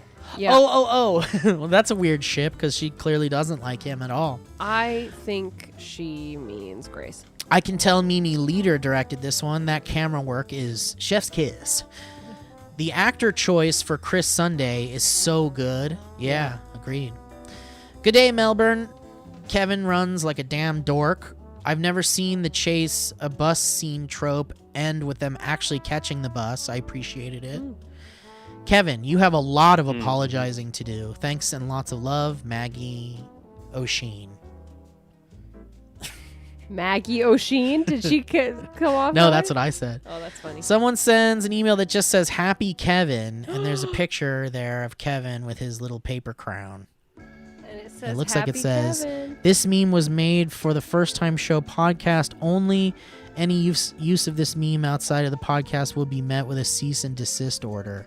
Don't worry, no one's using that. Thank you, Brandon. Thank you, arigato gozaimasu. So, Chris, yes? Yes? one thing real quick. Keith Christ? Gordon, my favorite, Love he directed Keith Don't Be Ridiculous. Oh, We right. missed it. Right. Oh, shit. Bummer. Yeah. The guy from Episode Christine, 2. yeah. I knew he had directed 1 and 3, but I didn't want to check. Oh. And then Don't after be these 2 episodes last night, I ridiculous. was like, did I miss who directed the 2nd episode? And it wasn't Keith Gordon, but Keith Gordon did direct Don't Be Ridiculous. Don't be So, ridiculous. He's got some hits. Wow. Just like a Jack Bender. Yeah. Christodoulos Messios says, hello, BB boys and girl. I just recently decided to start The Leftovers and try to catch up on the podcast after watching just the first episode of the show. I am hoping to catch up just before the last episode, so it goes full circle. This are my main theories after watching the first episode. We'll never know why or Fair enough. how or where they went. Matrix situation where they were unplugged and are in the real world. Alternate universe situation where the world's split and 2% is in another world where the 98% is gone. I like I seeing like the that theories it's flesh the out. Matrix and one of the towers like lost power. Yeah, and they all woke up. In both scenarios, 2 and 3, I hope season 2 we get to see the other side, kind of like that. Tailies from Lost episode where we caught up with the rest of the plane survivors, and hopefully in season 3 they discover each other and try to connect or at least communicate, kind of like the later seasons of Fringe. Anyway, thanks for the entertainment. Just spoiling shows left and right, Chris. Thanks for the entertainment, and I guess I'll send another Don't email listen, Alana. when I catch up. Great job, Spoiled Chris. milk. You, Jerry, friend of the show, has sent Jerry. a lot of clips. Very many clips. He says, I finally catched up and I have some clips. Some are from previous episodes, but I removed the ones you already grabbed. Some are from the current episode, so I'm just hoping we didn't pull the same ones. All right, you, Jerry. I'll humor you, my friend. Let's listen to this first one. I didn't go back and get the good morning clip. I Oh, forgot. was there a good morning? From episode 1 of season 3. That's right. All right. Well, here's the first clip from you, Jerry. Here we go. You cannot trust the mind, for it will play tricks on you. And we all know who tricks are for. Kids. Okay. What? That's a good one. That's when. That's when. When. Yeah. I Kevin's remember. talking I remember to now, I Holy remember Wayne now. in the afterlife. I remember now. Yeah. The Okay, hotel after. here's another clip. Good morning. Oh, there's the good morning. Is that it? There we go. I was hoping he. John says good morning. This one's called "Is That But Your it's Book?" more- If you come to me, but will not leave your family, you cannot be my follower. Is that from your book? No, Kevin, that's Jesus. Okay. This one's called "Pancakes." Right, let's get to those pancakes. Are you ready, Georgie? Oh, yes, I am, Pam. Come on over. I was wondering. That was a great I was moment. hoping Yeah. someone would pull. That's good. This one's called "John."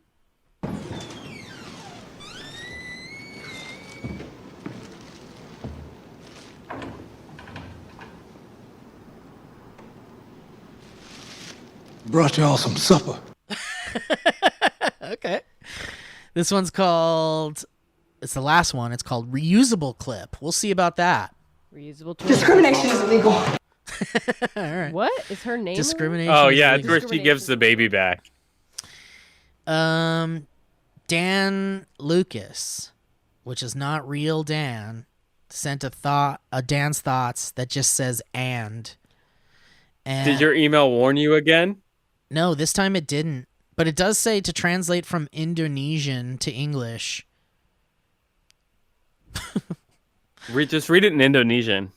I wish I could, but it won't let me retranslate it for some reason. Charlie And- Breadstick says, episodes. Hey, sexy boys. Here's Charlie Breadstick with Dan's thoughts. Oh, we got to get our music back. Sorry, it sounds so silent right now. Hey, sexy boys. Here's Charlie Breadstick with Dan's thoughts. I love to watch programs. These episodes smacked like a ham, and I personally got a little penis touch in during episode 4, which got me through the garbage, predictable plot. Wait, Something's telling me you're not watching the show, Charlie. penis touch? Guys, Max, Jianjing Max sends an email saying Kevin runs like he's holding something in his armpits. Hello, everyone. Welcome back, Alana. Thank you. Wow, these 2 episodes were great. Take On Me is one of my all-time favorite songs. Agreed, same here. Just a question in theory this week. How would you have answered that question by the physicist? We did. We did. I think I would have asked what the other baby was destined to do. Maybe that other baby also has an important purpose. And what do you guys think exploded? Could it be a dam causing the floods Kevin Sr. was talking about? Or maybe some sort of nuclear that's power interesting. plant? Oh, yeah. From that guy at the airport with Remember the hazmat at the suit? end? Yeah. Yeah, they said there was an explosion. Can't believe we were already halfway through the final season. This is Max Toe reporting. Thanks, Max. Can't believe it's not butter. Joseph- Here's the thing. Oh. I also felt that Kevin was running weird. And I think it didn't- was when the was he jacket they running? put him in. When was he running? He was running like this. It was like this.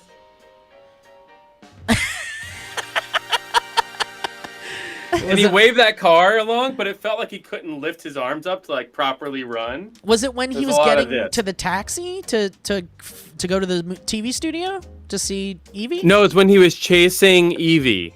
Oh. When he saw that she had the wrap. Yeah. It was like, I'm not even doing it. It was almost like this was all he can move. And he was like waving the car along and then he ran after her. It seemed very strange. I'm there for it. Guys, make sure I'm to there watch for that email. the video version of the podcast at youtube.com/thevalleycast to watch Brett, Ron, like Justin Thoreau. I was quite entertained, and I can imagine you would be as well. You Thank definitely are Brett. missing out if it's audio only. I think that was a pretty spot on, accurate representation. We'll check with the judges afterwards. Joseph O'Malley sends an Okay, email please. saying, "Good day, Steve, Brett, and Alana and Orin. Hopefully, a full house this week." Oh my god. Some pretty No. some pretty straightforward It episodes. took a weird left turn. Some pretty straightforward episodes this week, so here's little to theorize about other than why both Nora and the man who commits self-immolation were rejected by the scientists despite answering the cancer baby question differently. So instead, I'll just gush about how much I love the melodrama of these two episodes and the whole series, I suppose. I feel like calling media melodramatic has such negative connotations nowadays because every show or film seems to be either grounded in gritty realism or a sardonic self-awareness. Sardines. But Sardines. Did somebody suggest sardines? But the Quarantines. But the interpersonal conflicts in this show are so completely, intentionally, and earnestly melodramatic, and I, for one, love it. Yes, this show will occasionally make fun of how ridiculous its supernatural situations can sometimes be, but it always takes itself seriously when it comes to the characters.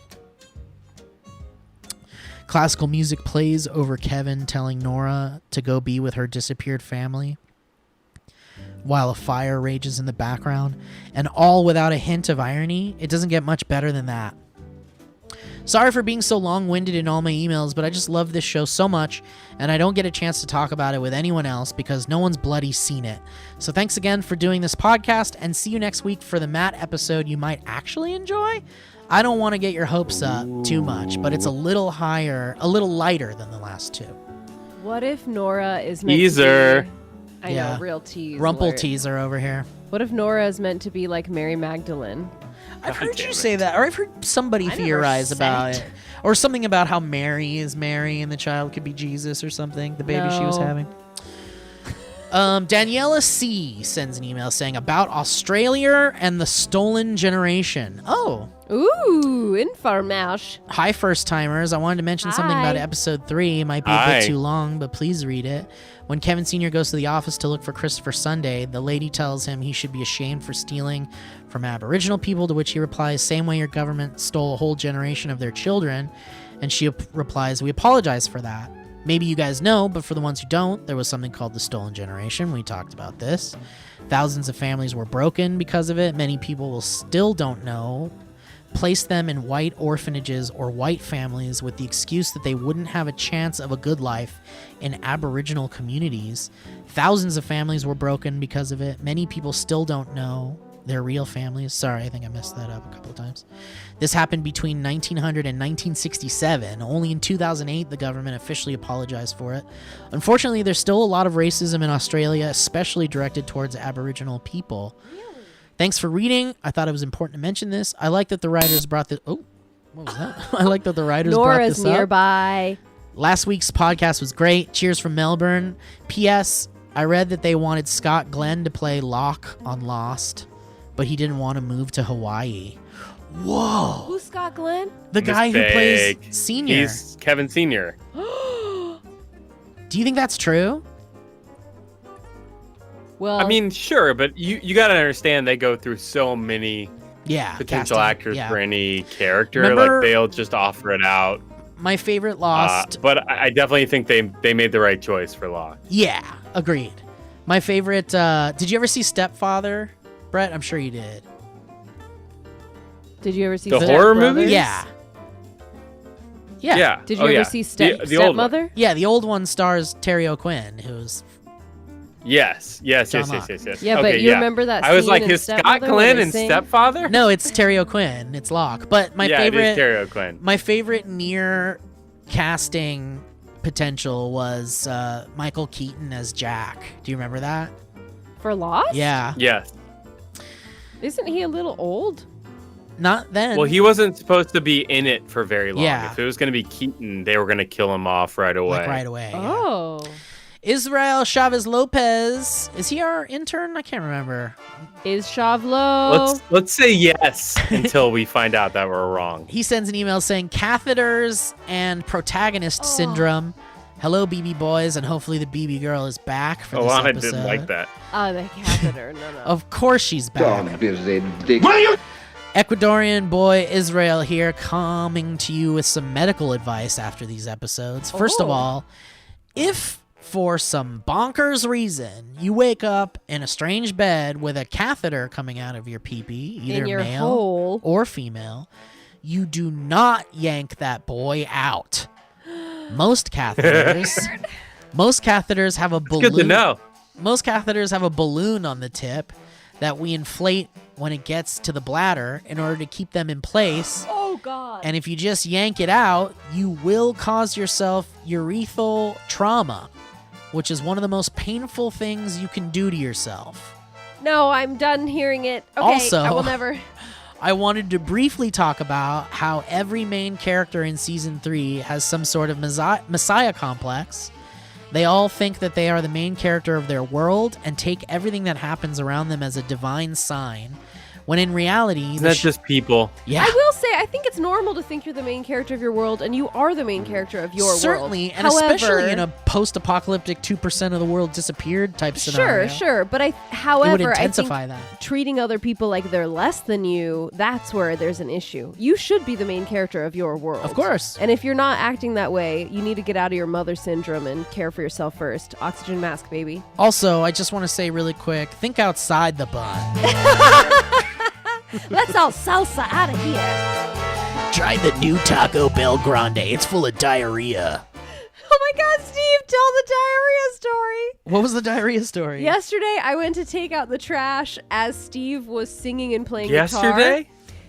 Yes, yesterday. And This is a diarrhea story from yesterday? Yes, Steve is singing and playing the guitar, and he was sitting like deep into the apartment. And I went to take out the trash. Oh, where I am now. And yeah. I was surprised to realize how loudly I could hear him having diarrhea. because he wasn't singing that loud. He No, was no. singing at like I would call our medium level for what this apartment hears. This is a really clickbaity story. Yeah, well, and then I took out the trash and I came back.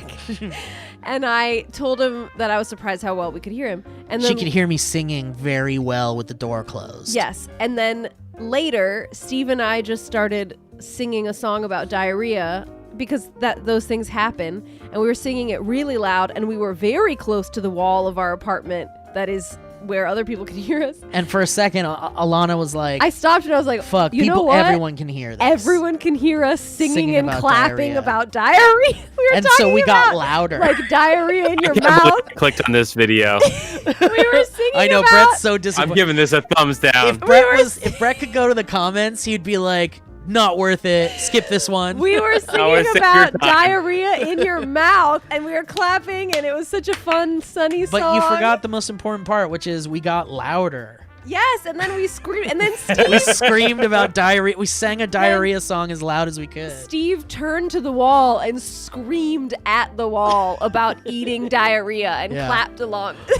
Nobody I cares. just loved it. Well, but At this point, I'm just... I don't think the audience knows how many impromptu songs I know. happen I know. at It's your very apartment. normal. like It's very 49 a day. And, but and also, it's increased This since isn't Alana like, moved this in. isn't out of Yeah. this isn't out of the ordinary No, for but your what- No, neighbors. not at all. what makes it different, though, is now, since COVID has happened, we are starting to know our neighbors a little better and know who they are a little better because Get we're to know seeing your them around the neighbors. apartment and we're getting to know their personalities more. So it's a little bit scarier because there's a face with the reaction.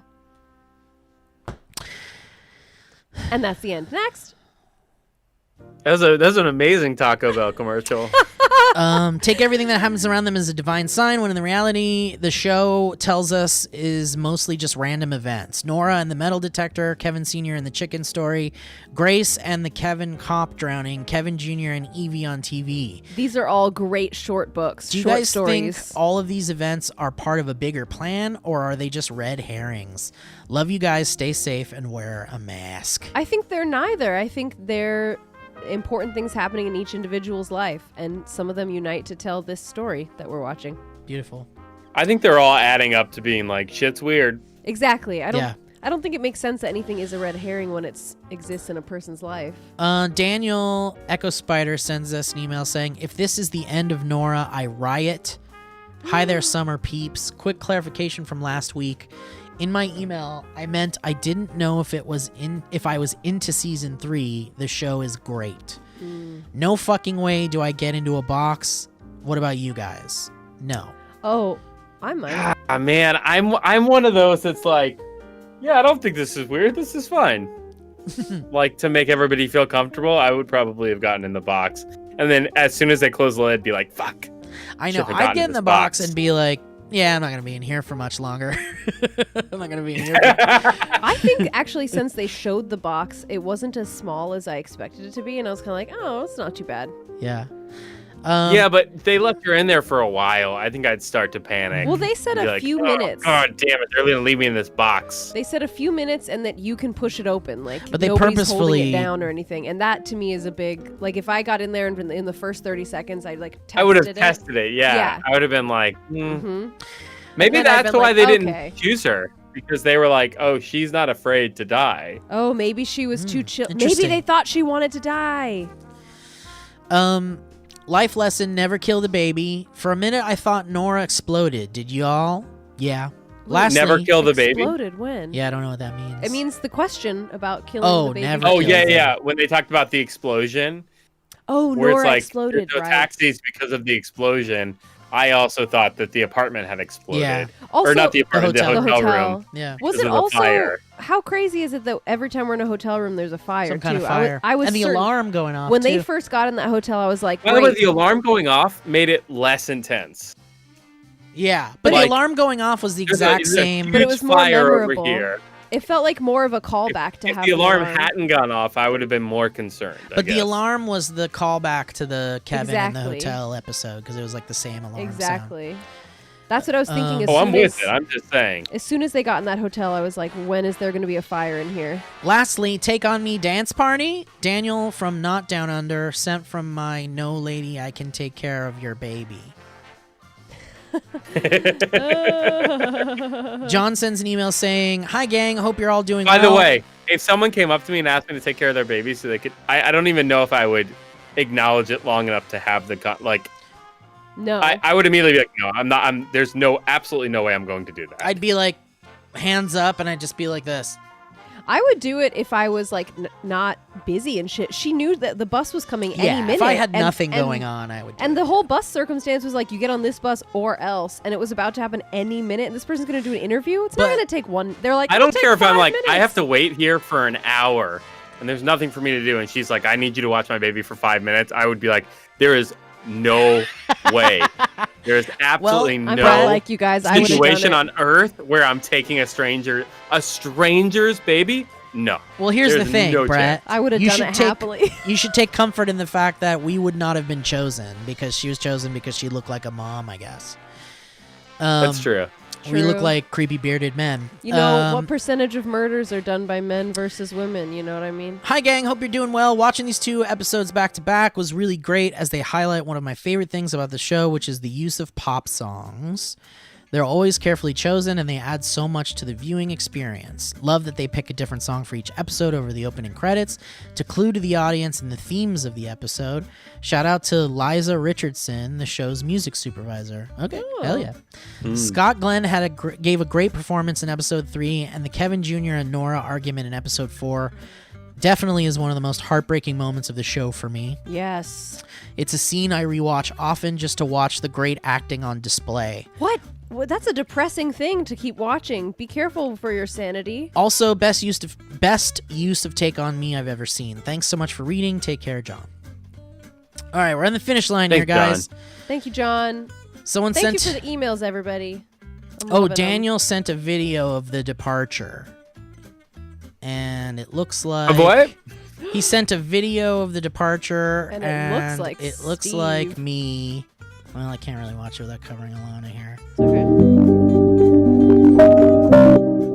Oh, I see. It's just like my it's my Instagram story. They took one of his dancing balcony Instagram stories and made him kind of disappear. No, they did nothing with it. It was literally just the story I posted. I did all the effects. And the on it, filter made him kind of look disappeary. Zishan. Oh, Zishan is our intern. Fuck, I don't fucking know. Is it Zishan or Zayshan? Who fucking knows? Oh, Now I okay. know how Oshin feels.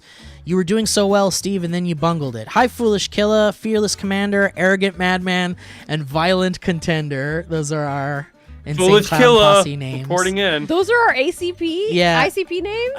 Our no. Our our Wu-Tang Clan Clan names. I was Yeah, gonna sorry. say, little Timmy. If Violent Contender isn't here, bully him harder, please. Episode 3. We will. Yay, we're in Australia. Rise up, lights. Good eye, mate. My bull fine.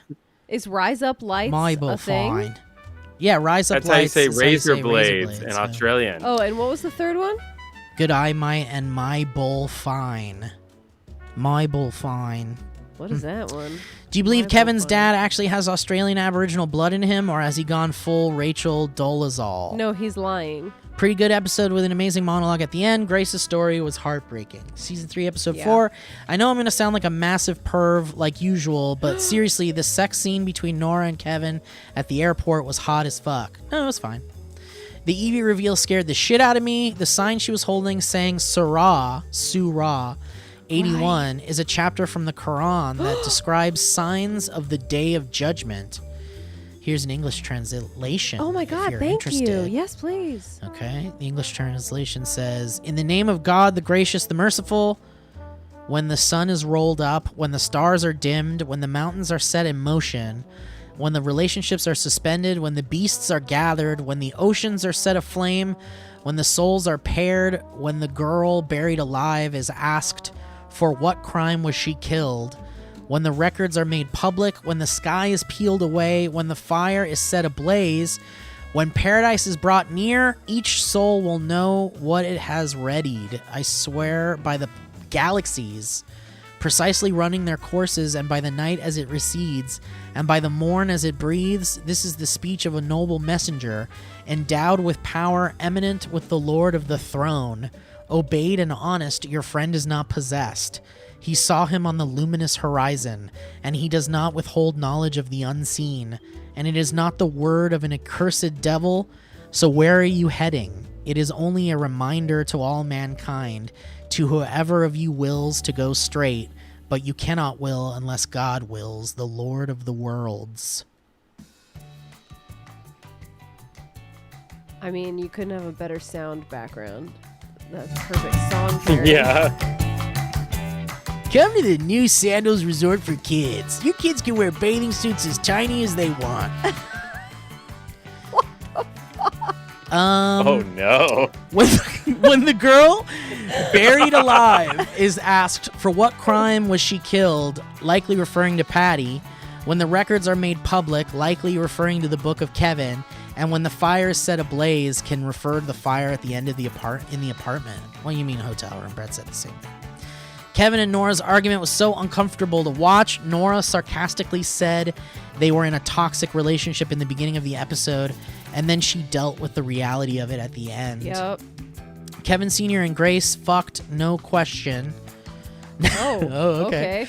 Never thought I'd be sad hearing Take On Me, but here we are. The final shot was amazing. Very excited to hear the First Time Show may continue for another year. Enjoy the clips. Pay attention to the name of the first one, Expert Overlord. P.S. What's your system for pulling clips, Brett? I want details. I write them down in my notepad on my phone as they happen, as opposed to previously when I would quote, "Just remember where the clips are." Good system. Okay, so Zashawn has sent us clips, so let's listen to this first one. It's called Subject Line Explanation. What? Now I know how Oshin feels. You were doing so well, then you bungled it. Explanation for... Okay. Zishan.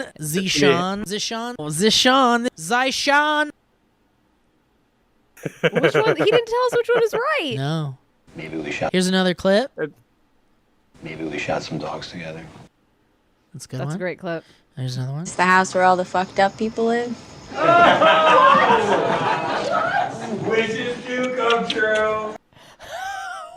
What is that from? Did he pair those together? Did they come together? I don't know. Yeah. And then here's another one. Is that from your book? No, Kevin, that's Jesus. Yeah. No, Kevin. All right, guys. Yep. Final No, email Kevin. is Yep. from Oshin. You guys thought Oshin wasn't going to send one in. Oshin says the leftovers email theme. Hey babies, I didn't have much worth saying this week, but I still wanted to email, so here's my quick emails theme I slapped together. I slapped it on Love the it. ass. Minimal effort. Just That's what kidding. we're looking for. Like a real mathematician. All right, here it is. A new emails theme from Oshin. Hell yeah, Hoover stand. Big boobs. Big boobs.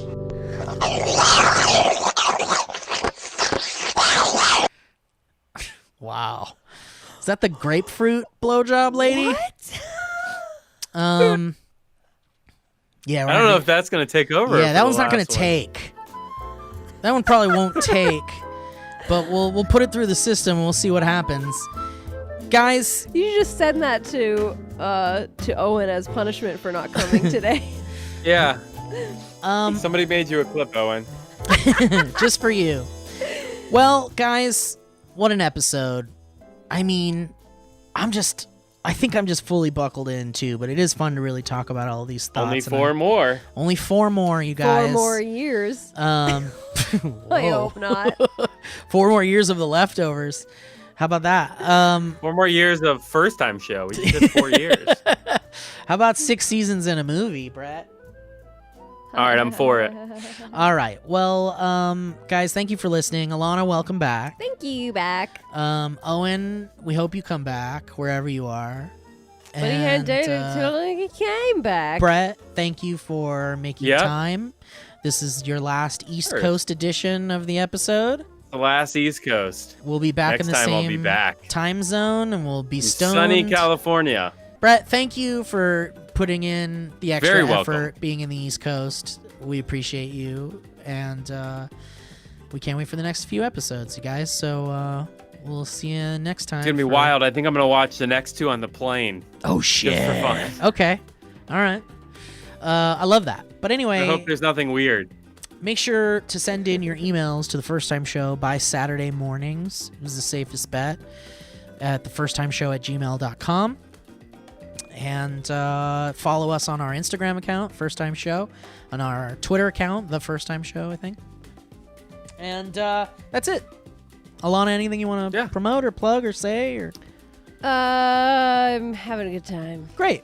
Brett, anything else? I want to see who listens this far. What's that? Follow me on Twitter. I Oh. tweeted this week. I might tweet again. Oh, shit. Are you tweeting all of a Brett sudden? did this. I tweeted once. At Brett. Whoa, I didn't even know you had a Twitter account. I haven't taken my Twitter account seriously ever, and I thought maybe I might this week. Whoa. Oh my god. That's all. A party? Well, that's very exciting, Brett. So follow Brett on I know. We'll Twitter. see. We'll Brett see. did this. We'll see. I got That's stuff not to your announce. baby. I think maybe. That's right. All right. Well, Brett, thank you. Yep. And Very welcome. She was what else? Back door, my friend. All right, that's enough. Door, my friend. Back door, my friend. All right. Well, that's enough of that. Don't be ridiculous. Well, guys, thank you for listening to the show. We appreciate you. Follow us on youtube.com/thevalleycast to watch the video version of the show. Helps a lot. Share with your friends. I don't know. Tell them to watch The Leftovers. I don't give a fuck. All right. See you guys. Bye. Bye. Bye bye.